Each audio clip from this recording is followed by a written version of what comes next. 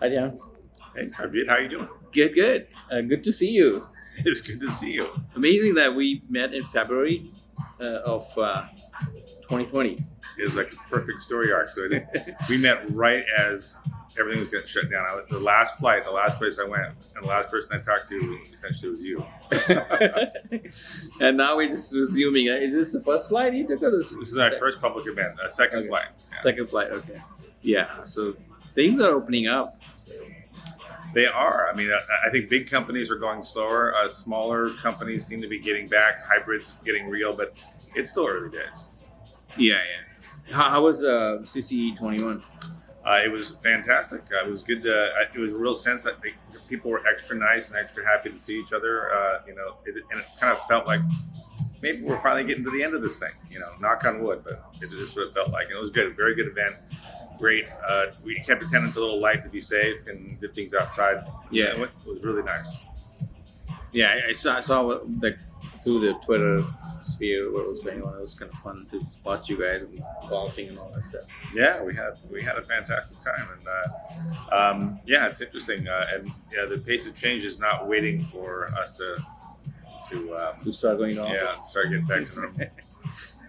Yeah. Things are changing. Today is the Amazon's earnings. Just a few minutes ago came out. Yeah. I was waiting for you. They came out, right? Yeah. Yeah. Thanks for waiting. Oh no. They gave me a chance to actually read through it. So, big surprising miss on earnings in particular. Its revenue was pretty close to expectations, but earnings, I think their labor problems are probably the biggest to blame. Now, this is Amazon as a whole. Not the part that you and I are more interested in, which is the cloud division. Cloud division grew 34%. So that's big from a big base. That's 34. From where they are, that's a monster, right? Yeah. So, we still look at it. There are certainly a lot of developers who like Azure and Microsoft, but it's still not considered a developer's cloud, and Amazon is. Right, so yeah, actually, I believe the AWS is de facto developers cloud, and then after that it's Google, and then it's Azure. I don't know. That's how I feel. That's it. I think you nailed it. Right. So Google is a little more developer friendly as well, and they're more. We talked about it last time. I think they're open source friendly. I think they're more open source friendly. They are more modern. They brought the whole container. They brought Kubernetes to the table. Yeah. Even Microsoft has finally given up on their fabric and said, "Yeah, all right, fine, it's Kubernetes." Yeah. So I think that was a huge win. One of the few really big wins that Google got was that Microsoft caved on container architecture, which is arguably one of the biggest things happening in cloud right now. Yeah, actually, it came from there. So they donated it to the open source community, and it was mature for so many years there. Yeah, one of the interesting things about Google is it essentially makes no use of virtual machines internally. And that's because Google started in 1998, which is the same year that VMware started, which kind of brought the modern virtual machine to bear. And so Google infrastructure tends to be built really on kind of classic Unix processes and communication. And so scaling that up, you get a system that works a lot with just processes and containers. So kind of when I saw containers come along with Docker, we said, well, that's a good model for us. And we can take what we know internally, which was called Borg, a big scheduler, and we can turn that into Kubernetes and we'll open source it, and suddenly we have kind of a cloud version of Google that works the way we would like it to work. It was matured, it was not something new they cooked up. And another thing they are doing is that. But it was designed internally. I mean, the thing is, it wasn't really designed for the rest of the world to use. Yes. Yeah, and this has been this difficulty. CIOs used to ask me, should I do Kubernetes? Because am I going to be able to find mere mortals who can actually manage it? But now there's all this self-managed Kubernetes, and the whole ecosystem's kind of dealt with that. But going back to Amazon's been good with containers too, but they still don't have that winning argument going. But it was our idea. We guessed where it was all going to go. Yeah. Google can say that. We correctly designed the architecture for where cloud was going to go, and we brought it to the world. And cloud native is arguably built on the foundation that we came up with, and that's Amazon doesn't have that. That's one of the few things they're missing. Yeah, and another thing is that one big thing Google has as plus is that they talk multi-cloud very openly, and they have tooling around it, and they are enabling that. the data movement in the last Google Next event. They launched some services. I think they have the best vision and messaging around multi-cloud, and even a lot of the best implementation. And Amazon, for a while, they wouldn't even allow you to mention other clouds, right? Remember that? Yeah. Last time they mentioned it once. And actually, I'm curious about going to reInvent and not seeing Andy Jassy presenting the keynote. Yeah, right. He was charismatic and very articulate. Yeah, but he got kicked upstairs. It's good, but for us, for techies, it's like I don't know how the new guy is going to talk. I've seen some of his. I think videos. everybody wants to see how is that going to work out. Yeah. Because Andy made a tremendous job.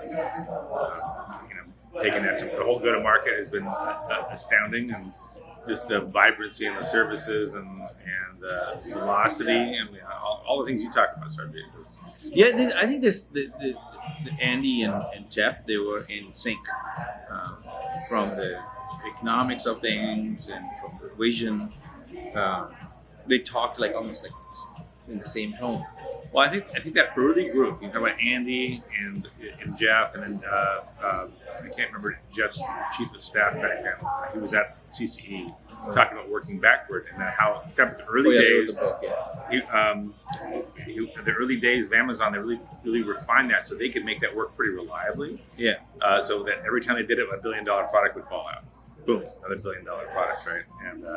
And then that whole team started just growing that, and it created the team that they are today. What I want to know is, are the new people as skilled and as versed and experienced and continuing to bring that growth formula to bear? Yeah, I usually say that it's this.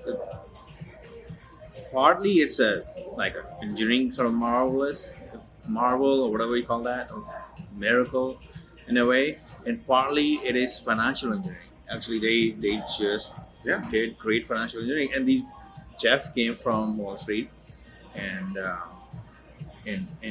Andy also has that background. So because and a lot of it also people forget. So, and I agree with what you just said, by the way, but is because we don't get a chance to actually walk around the data centers. I toured cloud data centers, one of the things I do just to keep learning about what they're doing and what the state of the art is, but you can't walk inside Amazon data center. It's a hardware engineering from the CPU on up to the entire energy and cooling infrastructure is a highly optimized, like Swiss watch type apparatus. There's no wasted calorie in the whole system, right? Yeah, actually, you have to be a great data center operator to be a great cloud provider, for sure.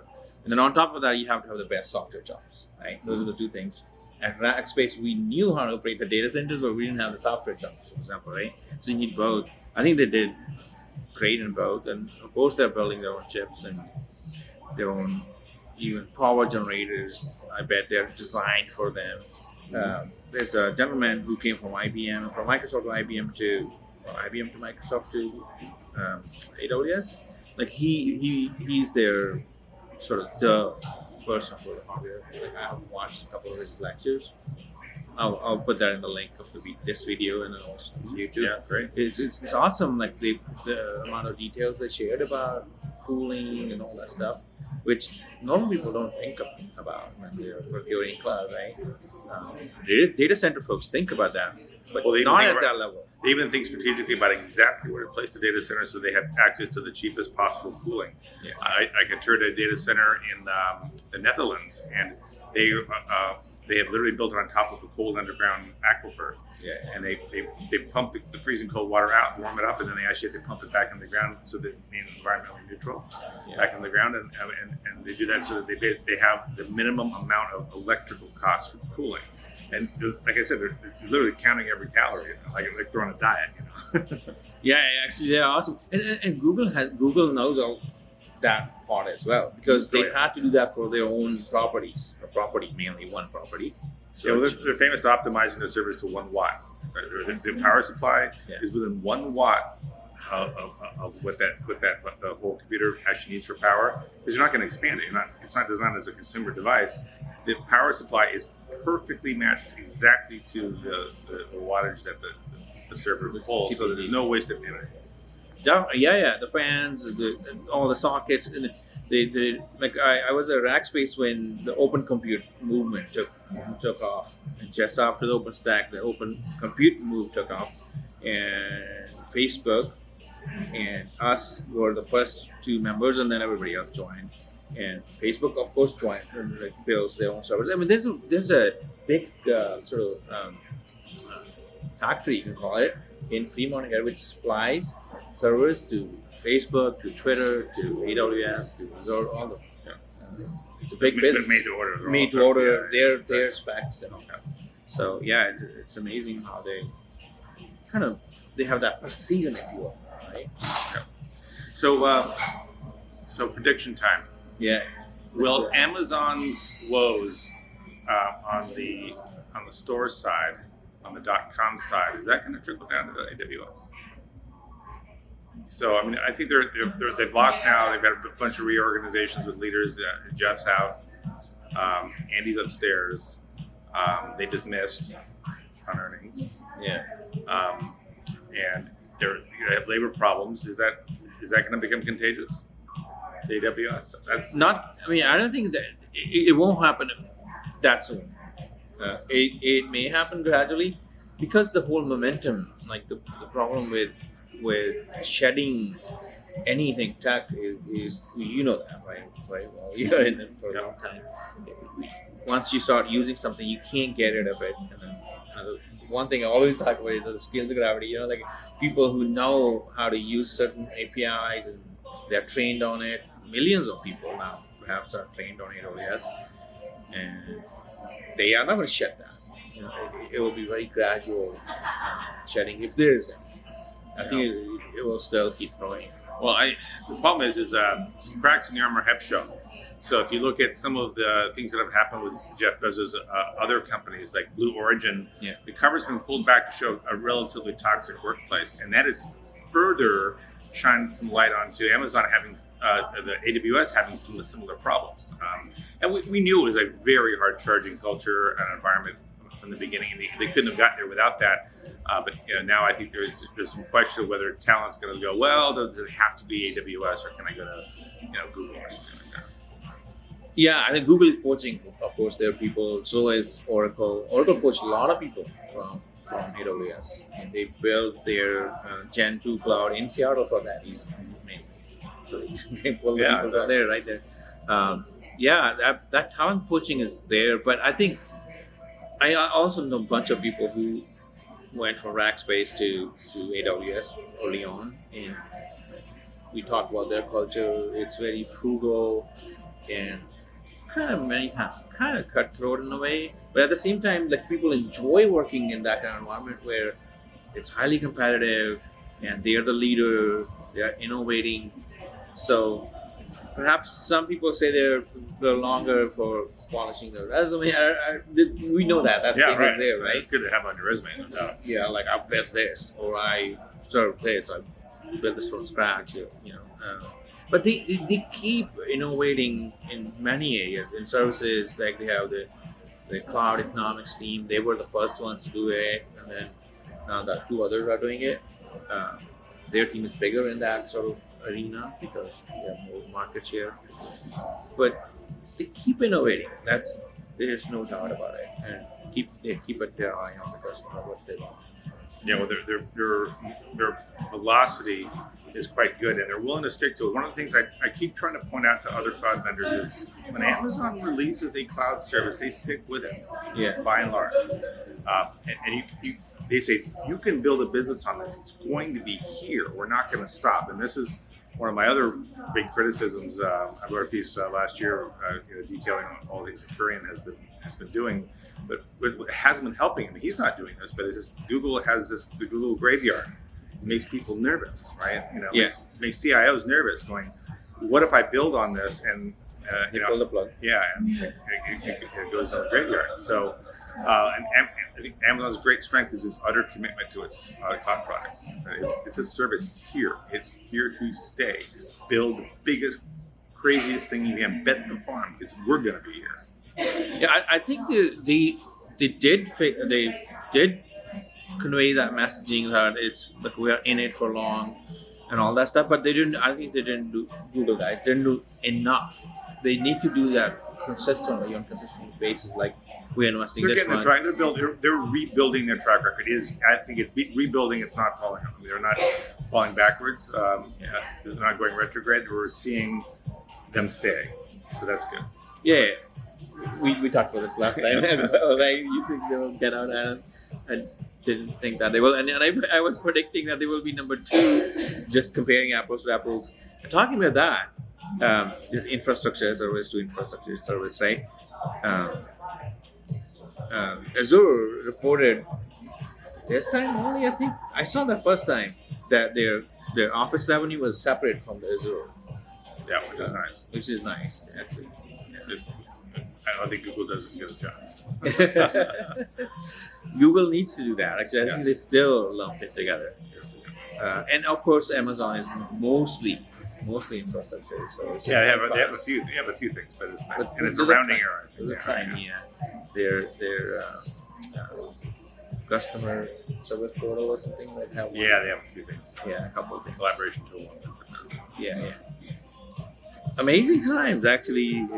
There was a lot of talk about repatriation between when we met last time and now. Yeah. And that is some noise out there. I mean, there's some truth to that, but Yeah, well, I mean, the people who are doing that well, let's say like a Nutanix or something, yeah, they're charging too much. They're kind of killing the market. And I guess this is going to go online. Everyone will hear me say that, but that's what my perception is. The repatriation companies doing it well are charging an absolute premium to do that, and people are looking like, I need to be a cloud. I can't not have a cloud model for what I'm doing. yeah. And you think that'd give a big opening to IBM, but IBM's cloud, if you're talking about misses, right? They're way underperforming the market.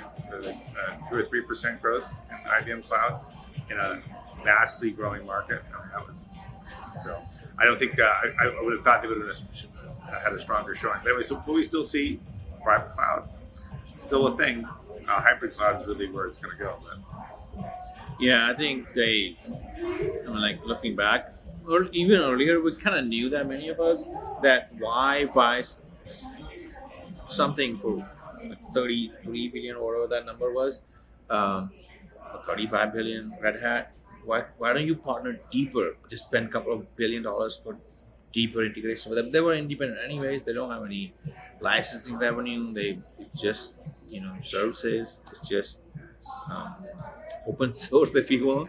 But IBM was already. They have to lead in something. They have to lead in something, that sets them apart in a very favorable way from the top 3. And without that, they're not. But no, it didn't. It didn't.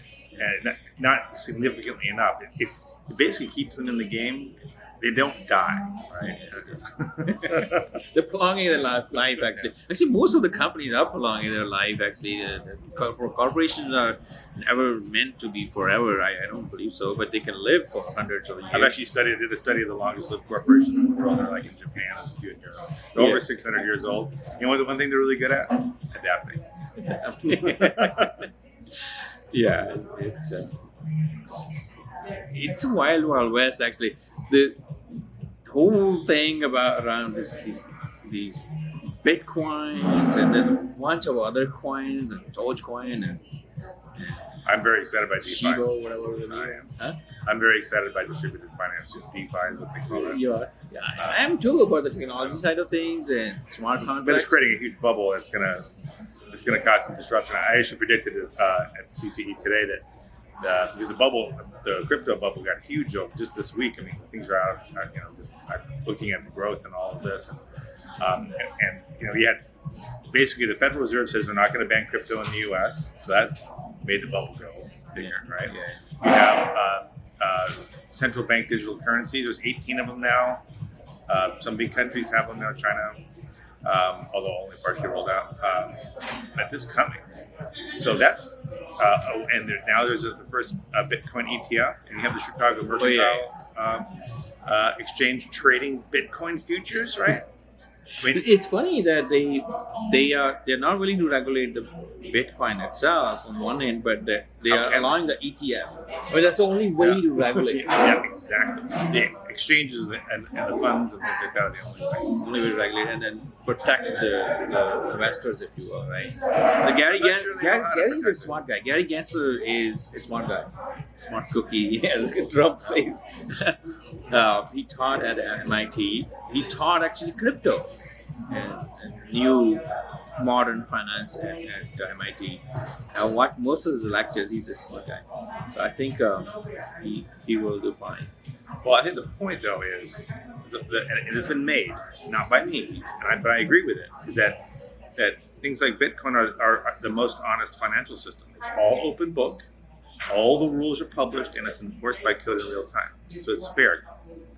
And we don't have that in the regular system. The regular system looks pretty parochial and old-fashioned and obscure in comparison because it's manipulated by the government. It's closed book and all these things. So it's cryptos now that you have people now seriously talking about Bitcoin becoming the world's reserve currency. What a change from a year ago. The U.S. dollar. I mean, we will lose big time. As U.S. will lose big time if that happens. If the U.S. dollar is not world's reserve currency. Well, but that's why there is a real push before Bitcoin becomes the de facto reserve currency, because people are looking at it. It's starting to happen, right? Money's really pouring into it.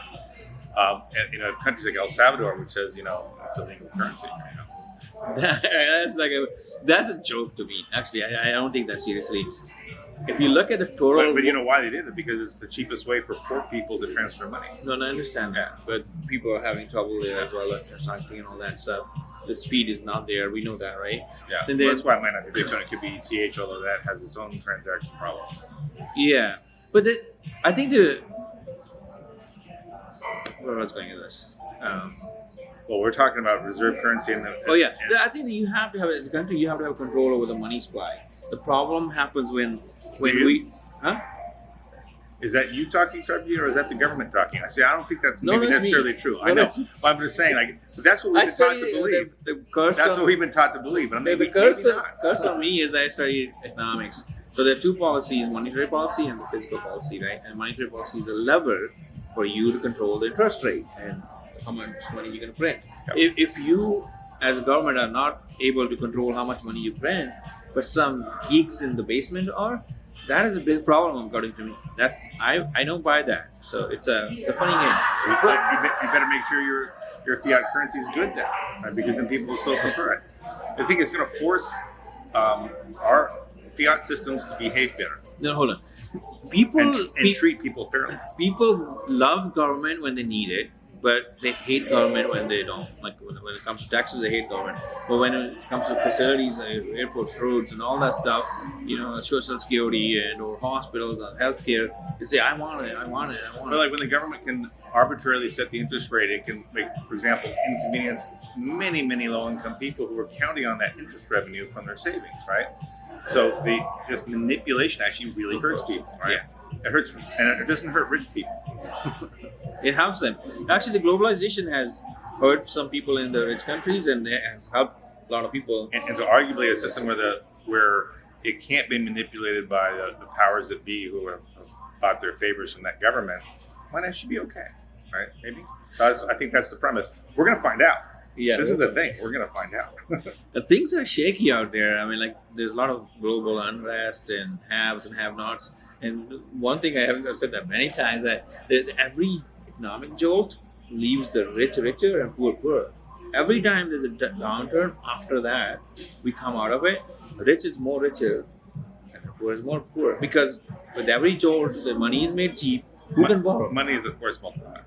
Who can borrow? It's like whoever has more money earlier. So what about a financial system that isn't designed and being manipulated by that class and really can't be? Right? Wouldn't that be nice? Well, hey, that might be where we're headed. So I think that's there's so much excitement. Part of the reason there's so much excitement around DeFi and crypto is that we might have truly fair systems. I mean, maybe they're going to find ways to manipulate that. There's no question that might happen, but it just seems like it's an upgrade for a lot of people. Right? Yeah, I think it's an upgrade. Like I came from the settlement world. Like I used to work at Visa. I think the settlement parts of the like we can make I used to be things. chief architect for T. Rowe Price Investments, so yeah, so I have a similar background. Yeah. So I think settlement, the tech side of the crypto is great. I think. So that's why I like Ethereum, not the Bitcoin. Sorry guys, Bitcoin guys, they hate me sometimes when I say that. But yeah, We don't even know which ones. I mean, those are two of many. Ethereum is more Yeah. programmable. There's Yeah. a lot more tooling around it. You can grab the SDK. Bitcoin is it's an older first generation cryptocurrency, and because it has been basically very safe and secure and no one's cracked it yet, it has a high level of trust because it's survived everything. Everything that's been thrown at it has survived so far, right? So, Other than the wallets getting stolen. yeah.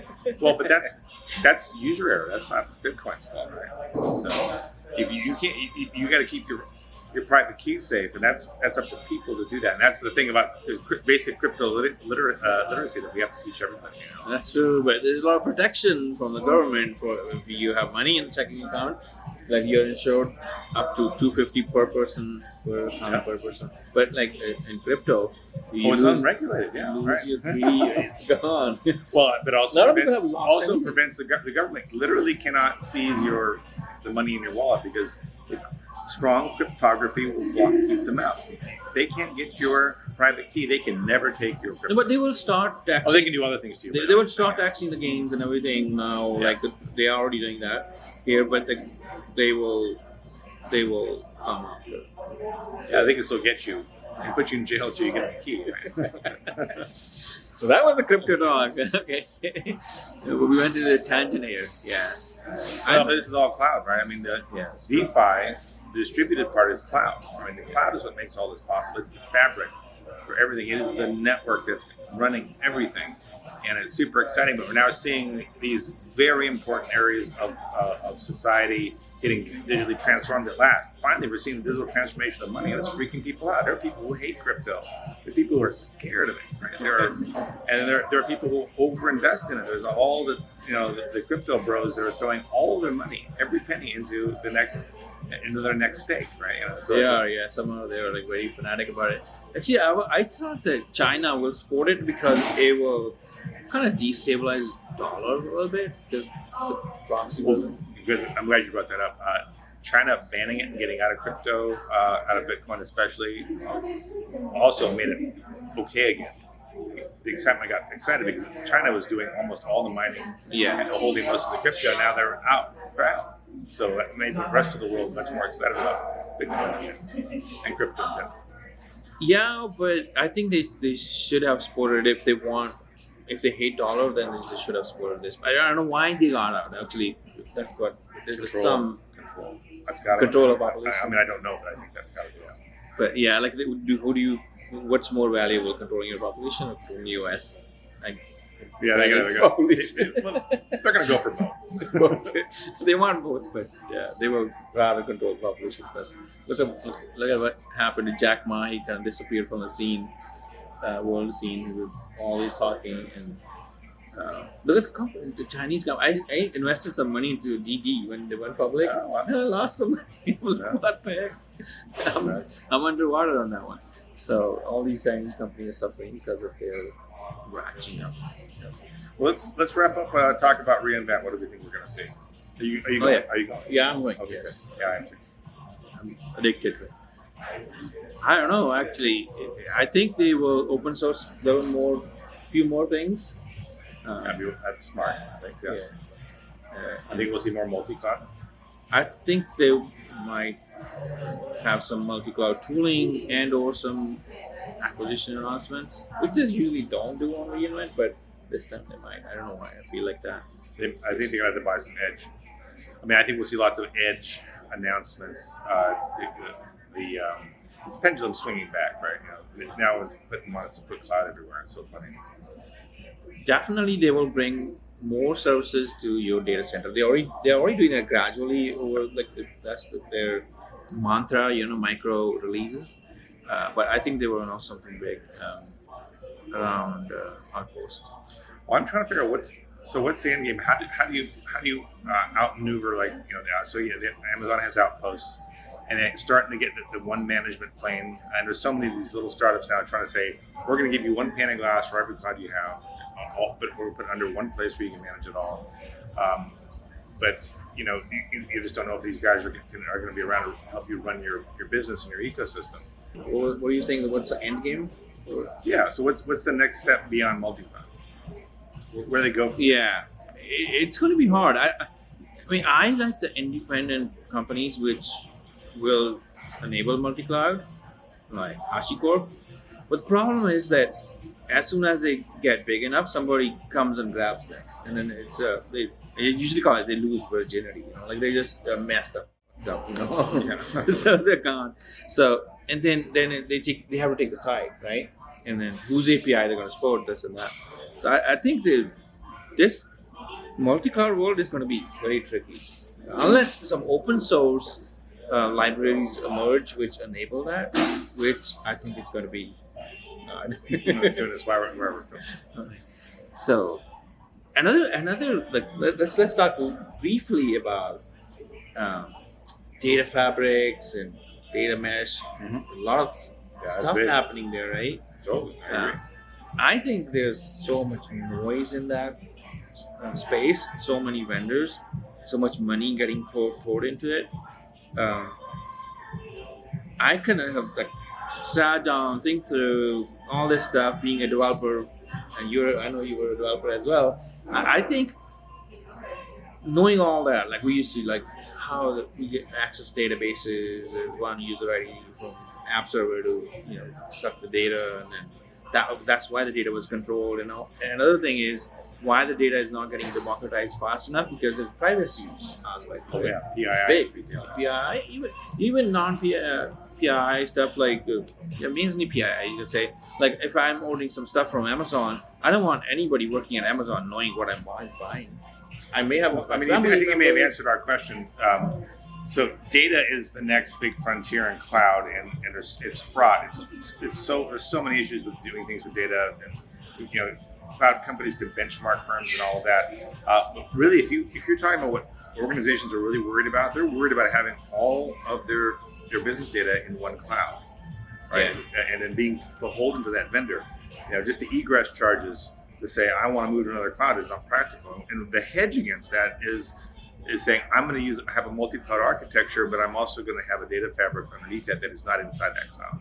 Okay. But that's going to be hard, actually. Google's announcement was smart. It can operationally run inside that cloud, but it's not beholden to it, right? You can turn a switch and be on the outside, right? So yeah, that's the dream. I'm not saying that's actually not technically possible right now. Right now it's not possible, but Google has shown some intent to enable that, actually. Yes. With a few announcements, like spanner databases like that. But that's what people want, right? I mean, that's what organizations want. I don't want to be I'll take a lot of that lock-in, but the one thing I can't get locked in behind my commercial cloud boundary is all of my data. Yeah, that's true. But what I was going with that discussion was, I think the whole tooling needs to be simplified, and to control the access, security and privacy both, right, to that data. I think the future of the data democratization is APIs, not the old way of like, okay, SQL or bulk, our ETL or ship you the file. I think those days are gone. I think even if you need that bulk stuff, you will call an API and you will get that. And a lot of data will be. We're getting to the point now where to do this, you'd have to sit in a container and say, put my 50,000 hard drives in that container, right? And it's not practical. Yeah. So there are a lot of issues with the democratization of data, and yeah. I need to talk to Dave Vellante about this. Yeah, he did something else. Let's see if we can get a show going on about that. You, me, and Dave. See if we can Let's do that. this out. Okay, yeah. All right, good. Okay, I'll arrange that. We need to talk about this actually. This is important. Yeah, I think this is the blue sky frontier next time, solving this. So, Sarbjeet, it's great to see you. Thanks so much for making time to come all the way out to see me by the airport. That was really Thank you very much for finding some time from your busy. Oh yeah, no, it's great, and it's good capstone to this whole thing. So. I like talking to you so much that I'm willing to fly to wherever you are. Oh, that's very kind. Forget about coming here today. I really enjoy it. Thanks. Same here. Thanks. Thanks so much.